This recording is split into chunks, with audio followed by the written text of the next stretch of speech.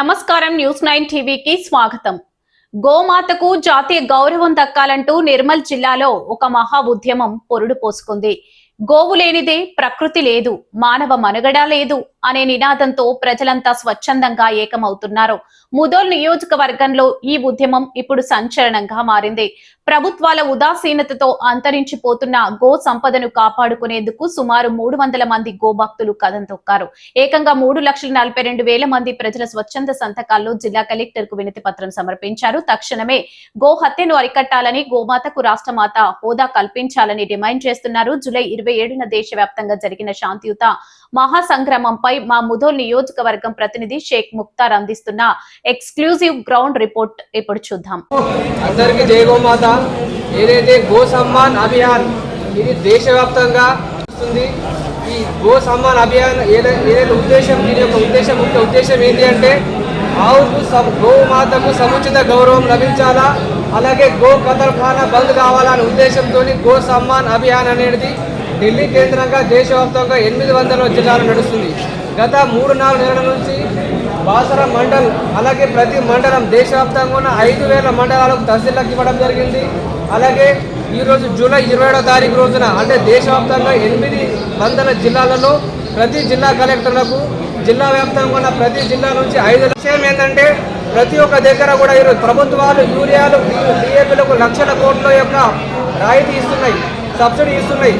కానీ ఈరోజు గోవులకు సముచిత గౌరవం లేక ఈరోజు మన యొక్క ప్రతి ఒక్క first class teacher, first class doctor, first class lawyer, ప్రతి ఒక్క పౌరుడు మంచి డిగ్రీలు చదువుతూ ఉన్నారు. కానీ వాళ్ళకు ఆహారం చూసినట్టయితే విషపూరిత ఆహారం తింటూ ఉన్నారు.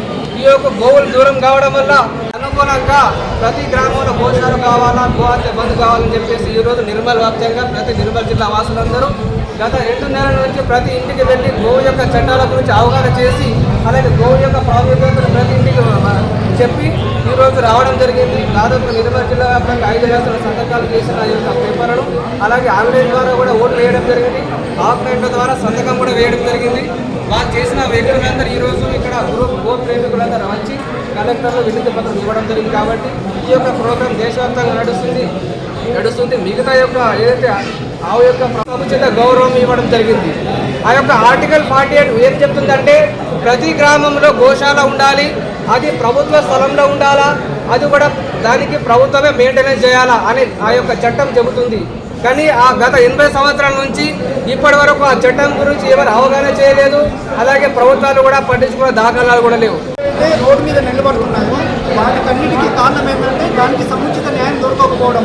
గవర్నమెంట్ వాళ్ళకి అంటే ఎవరైతే గోవుని రక్షిస్తున్నారో వాళ్ళు ప్రతి ఒక్క అంటే యూపీలో కానివ్వండి, రాజస్థాన్లో కానివ్వండి, గుజరాత్లో కానివ్వండి, ఎవరైతే గోవుని రక్షిస్తున్నారో వాళ్ళకి కొంచెం సాయం అందిస్తున్నారు గవర్నమెంట్.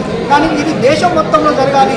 కర్ణాటకలో లేదు, తెలంగాణలో లేదు, తమిళనాడులో లేదు, కేరళలో లేదు.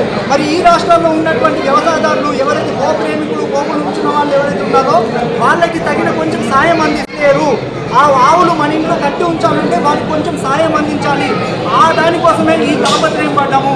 ఆ దానికోసమే దేశంలో ఒక కానూన్ తీసుకొస్తే ప్రతి స్టేట్ లోపల ఈ కానూన్ వచ్చి ఆ ఆవుని గౌరవం దొరకాలనే ఉద్దేశంతో ఈ గో అభియాన్ ఒకటి జరుగుతూ ఉంది. కాబట్టి విజయవంతం చేయాలని అందరికీ గో ప్రేమికుల్ని జై గోమాత.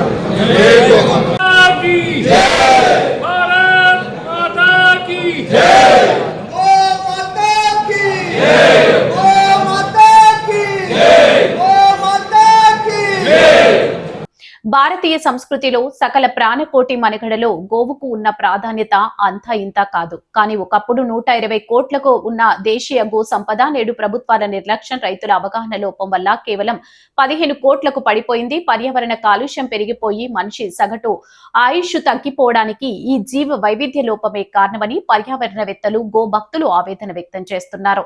ఈ నేపథ్యంలో గోమాతను రక్షించుకునేందుకు దేశవ్యాప్తంగా ఉద్యమం ఉవ్వెత్తున ఎగిసిపడింది. గో సంరక్షణ చట్టాలను తూచ తప్పకుండా అమలు చేయాలని డిమాండ్ చేస్తూ దేశవ్యాప్తంగా ఏకకాలంలో 800 జిల్లాల కలెక్టరేట్ల వద్ద శాంతియుత నిరసనలు జరిగాయి. ఇందులో భాగంగా నిర్మల్ జిల్లాలో చారిత్రాత్మక ఘట్టం ఆవిష్కృతమైంది. గ్రామాన తిరిగి చట్టాలపై అవగాహన కల్పించి ఏకంగా 3,42,000 మందితో ప్రజల మద్దతుతో కూడిన సంతకాల ప్రతులను 300 మంది ప్రతినిధులు కలెక్టర్ కి సమర్పించారు. రాజ్యాంగ నిబంధనల ప్రకారం గోరక్షణ బాధ్యత ప్రభుత్వాలదే అని గుర్తు చేస్తూ రాష్ట్ర కేంద్ర ప్రభుత్వాలతో పాటు గవర్నర్ కు తమ డిమాండ్లను వినతి పత్రాల రూపంలో అందజేశారు. ప్రతి ఇంటికి మళ్లీ గోవు రావాలని, అప్పుడే సమాజం సుభిక్షంగా ఉంటుందని గో ప్రేమికులు స్పష్టం చేస్తున్నారు. మొత్తానికి గోమాతను కాపాడుకోవడం కేవలం ఒక వర్గానికి లేదా మతానికి పరిమితం కాదని, ఇది యావత్ మానవాళి పర్యావరణ మనుగడకు సంబంధించిన విషయమని ఈ ఉద్యమం చాటి చెబుతుంది. ముదోల్ నియోజకవర్గంలో రగిలిన ఈ చైతన్య జ్వాల కేంద్ర రాష్ట్ర ప్రభుత్వాలను ఎలా కదిలిస్తుందో వేచి చూడాలి. మరిన్ని మాస్ అప్డేట్స్ కోసం చూస్తూనే ఉండండి News9 TV.